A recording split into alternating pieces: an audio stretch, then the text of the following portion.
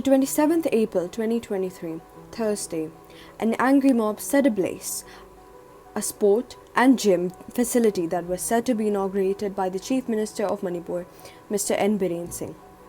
As this was not taken on a good note by the people there in the district of Churachandpur, Manipur, the situation turned violent and internet services were suspended and Section 144 was imposed in the district on Friday, the 28th April 2023.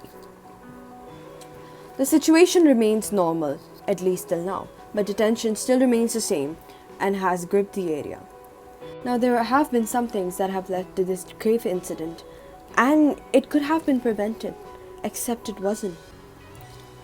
Firstly, this situation gradually started gripping the indigenous people from the eviction of Kesongzang village of Churachandpur district and the reserve survey by Forest Department without consulting village chiefs. The second thing that led to this was April 11 demolition of 3 churches in Imphal, namely the Evangelical Baptist Convention Church, EBCC, Holy Spirit Catholic Church and Manipur Evangelical Lutheran Church. This was a demolition that was without any regard to religious sanctity. This harsh action of the night raid created a nightmare and fear psychosis to the people in and around them, and also hurted the sentiments of Christians in general, as stated by IFP Co-in. Manipur Christian Organization expresses concerns over demolition of churches. All of this was justified by the government giving the statement stating that these churches were built on government land. Now, it is very unfortunate that the government of Manipur does not give heed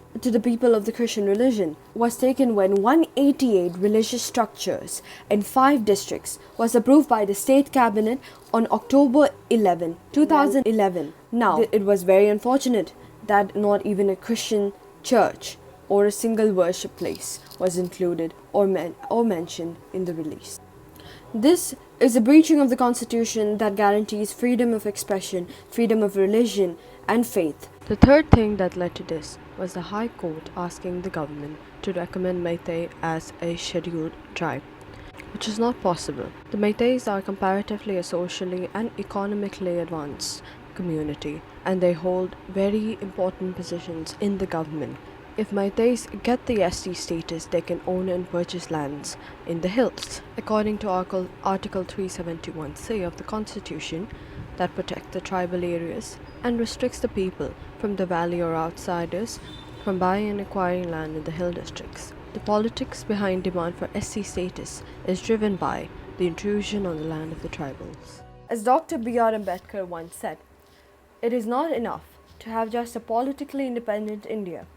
What is also needed is to have an Indian nation where every citizen has religious and political rights so that every person will have equal opportunity to develop. In whatever we've seen here, in all of these facts and collections, we see that people don't have freedom of expression anymore. The citizens of a nation or a state express their dissatisfaction with the government through many means, for example, social media, or through protests, or through bans, and so on and so forth.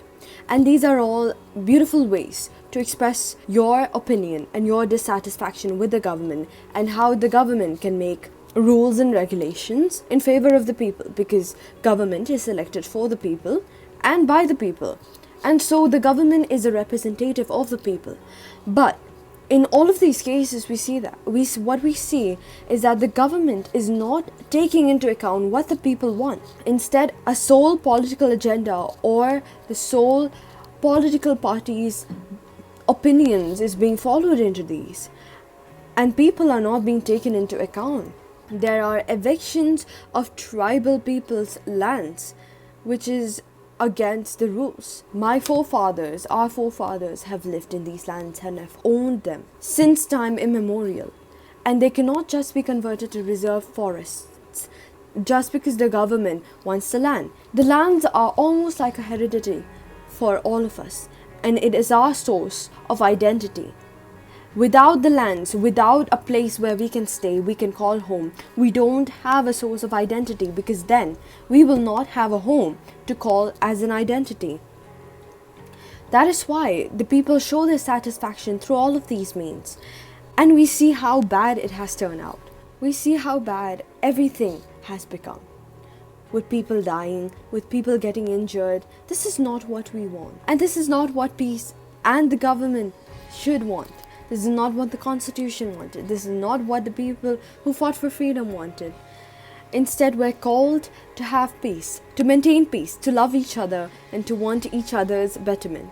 Now today, as we see, the people will not take our opinion. So that is why, as Christians, I urge each and every church leader of Manipur, irrespective of your tribe, irrespective of your identity, irrespective of who you are, Meitei, Kuki, Naga, or any other tribe, irrespective which district you belong to, from where you are, from how you look like, to what you do, I request you all to organize a prayer meeting for peace in the land of gold, Sanalei Bak Manipur, to restore peace and harmony among the peoples. Because this is not possible without prayer. And as Christians, we believe the highest form of petition that we can give is through prayer. Prayer is the most powerful weapon that we have at the moment, currently, as we are all helpless.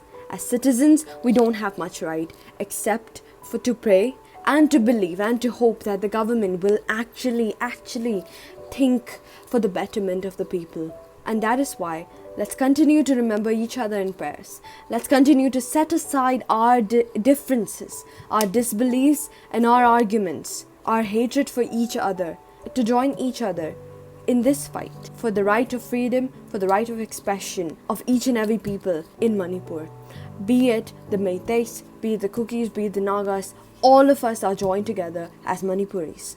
That is why we need to join together to pray for the peace and harmony of the land. Because Manipur is our home, your home, my home. And it's not nice when there's disharmony in our own homes, be it here or be it in a larger scale. Thank you.